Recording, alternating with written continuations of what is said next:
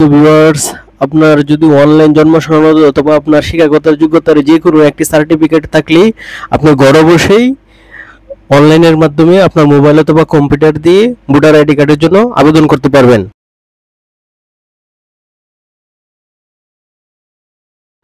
আপনার মোবাইল অথবা কম্পিউটার থেকে যে কোনো ব্রাউজার ওপেন করে সার্ভিসেস nidw.gov.bd ওয়েবসাইটে প্রবেশ করবেন।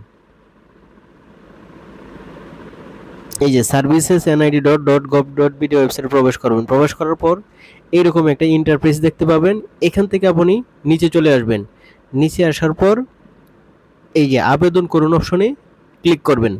এই আবেদন করুন অপশনে ক্লিক করবেন।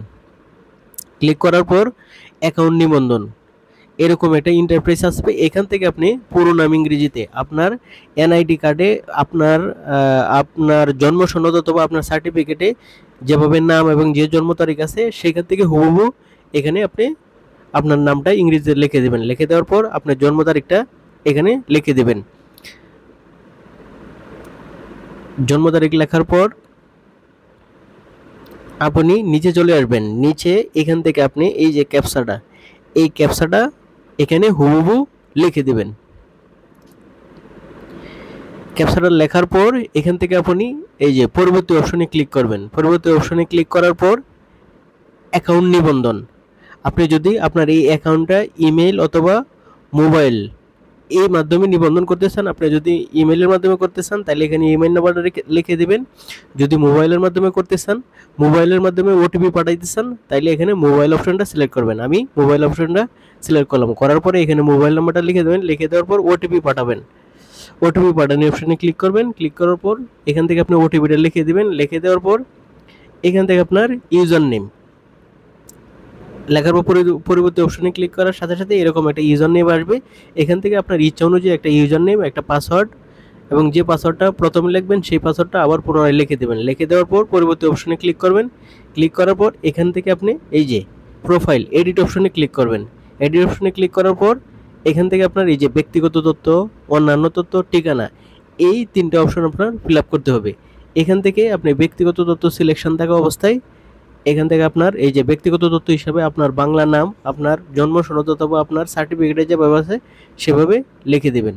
এখান থেকে আপনার লিঙ্গ সিলেক্ট করে দিবেন, আপনার রক্তের গ্রুপ সিলেক্ট করে দিবেন। এখান থেকে আপনার এই যে জন্ম নিবন্ধন নাম্বারটা দিয়ে দিবেন।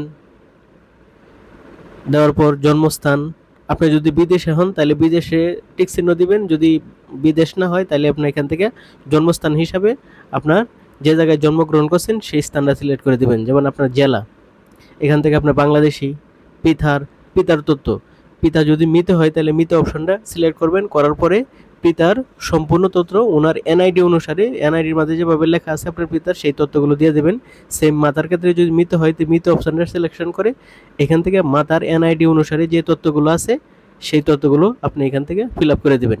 মনে রাখবেন যে অবশ্যই এখান থেকে আপনার লাল চিহ্নগুলো যেটি আছে অবশ্যই এই চিহ্নগুলোর কলামগুলো অবশ্যই ফিল আপ করতে হবে। ফিল আপ করার পর এখান থেকে আপনার ভাই বোন, ভাইয়ের এনআইডি নাম্বার, আপনি যদি বিবাহিত হন তাইলে এখানে বিবাহিত অপশন থেকে আপনি বিবাহিত হলে বিবাহিত সিলেক্ট করার পর আপনার ওয়াইফের নামটা দিয়ে দিবেন।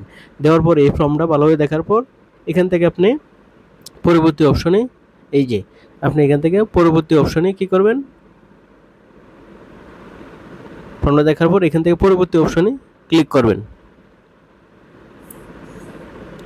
পরবর্তী অপশনে ক্লিক করার পর এই যে অন্যান্য ব্যক্তিগত তথ্য ফিল আপের পর আপনার অন্যান্য তথ্য এখান থেকে আপনার শিক্ষাগত যোগ্যতার তথ্য দিয়ে দেবেন।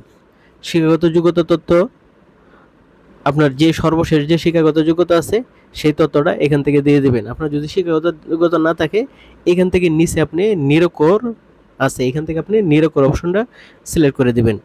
শিক্ষাগত তথ্য দেওয়ার পর এখান থেকে ভালোভাবে আপনার শিক্ষাগত তথ্যটা দিয়ে দেবেন। দেওয়ার পর আপনার পেশা দিয়ে দিবেন, আপনার অসমর্থতা, আপনি যদি কোনো প্রতিবন্ধকতা এই যে দৃষ্টি প্রতিবন্ধী, শারীরিক প্রতিবন্ধী, শ্রম প্রতিবন্ধী এরকম যদি থাকে তাহলে ওটা সিলেক্ট করে দিবেন। যদি না থাকে তাহলে সিলেক্ট করার প্রয়োজন নাই। এখান থেকে শনাক্তকরণ number, tin number, driving licence number, passport number এগুলো প্রয়োজন নাই। যদি যেগুলো লাল চিহ্ন আছে এগুলো বেশি প্রয়োজন। এখান থেকে আপনার ধর্মটা সিলেক্ট করে দিবেন। দেওয়ার পর এখান থেকে আপনার মেইল দিয়ে দিবেন। দেওয়ার পর এই তথ্যগুলো ভালোভাবে দেখার পর পরবর্তী অপশনে ক্লিক করবেন। ক্লিক করার পর এইখানে এই যে দেখেন আপনার এখন আসছে আপনার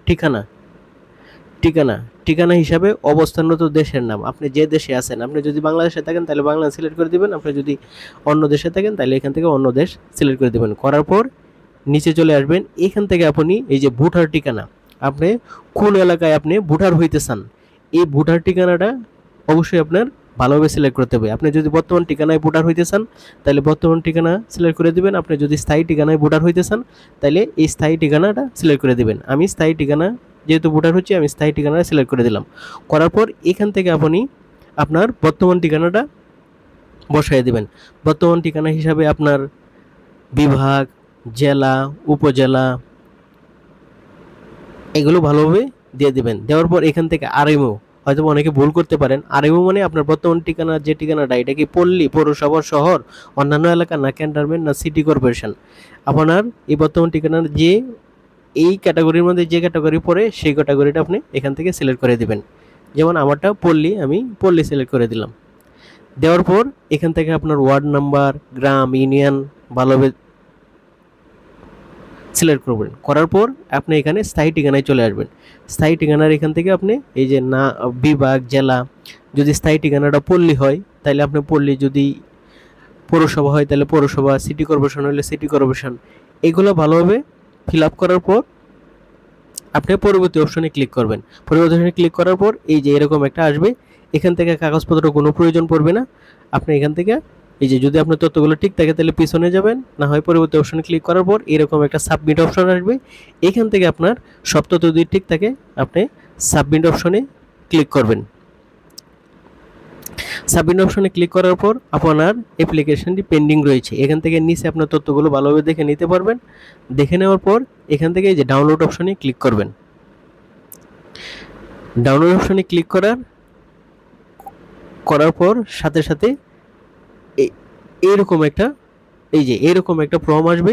এই ফর্মটা আপনি যে কোনো কম্পিউটার দোকান থেকে প্রিন্ট করে নেবেন। প্রিন্ট করার পর আপনি 33 নাম্বার আবেদনকারীর প্রত্যয়ন, এখান থেকে আপনার এই পাশে স্বাক্ষরটা দিয়ে নেবেন। নেওয়ার পর 34 নাম্বার, সবচেয়ে গুরুত্বপূর্ণ, এই 34 নম্বরে আপনার ইউনিয়ন পরিষদের চেয়ারম্যান অথবা মেম্বারের শনাক্তকারক হিসাবে ওনার এনআইডি কার্ডের নাম্বার দিয়ে দিবেন এবং এই 35 নাম্বার কলামে ওনার স্বাক্ষরটা নিয়ে নেবেন।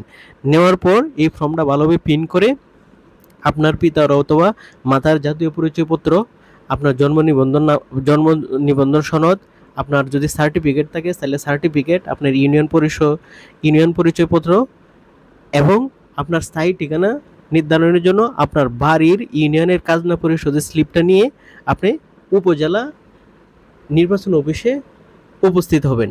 উপজেলা নির্বাচন অফিসে উপস্থিত হওয়ার পর এখানে আপনার এই তথ্যগুলা, ওনারা আপনার এই তথ্যগুলা যাচাই বাছাই করে আপনাকে আপনার ফিঙ্গার এবং ছবি নেবে। নেওয়ার পর আপনাকে একটা স্লিপ দিবে। এই স্লিপটা পরবর্তী সময় 105 থেকে আপনার মোবাইলে এনআইডি কার্ডটা অনুমোদিত হয়েছে এরকম একটা মেসেজ আসবে। মেসেজটা আসার পর আপনি যে কোনো কম্পিউটার দোকান অথবা আপনার মোবাইল থেকে যে কোনো ব্রাউজার ব্যবহার করে এই স্লিপের ফর্ম নাম্বারটা ব্যবহার করে আপনার এনআইডি কার্ডটা ডাউনলোড করতে পারবেন। ডাউনলোড করার পর যে কোনো কাজে আপনি ব্যবহার করতে পারবেন। আজ এই পর্যন্তই। আমার এই ভিডিওটা যদি ভালো লাগে তাহলে অবশ্যই আমার চ্যানেলটা সাবস্ক্রাইব করবেন এবং পরবর্তী যে কোনো ভিডিওর জন্য পাশের বেল আইকনটি চালু রাখবেন। আল্লাহ হাফেজ।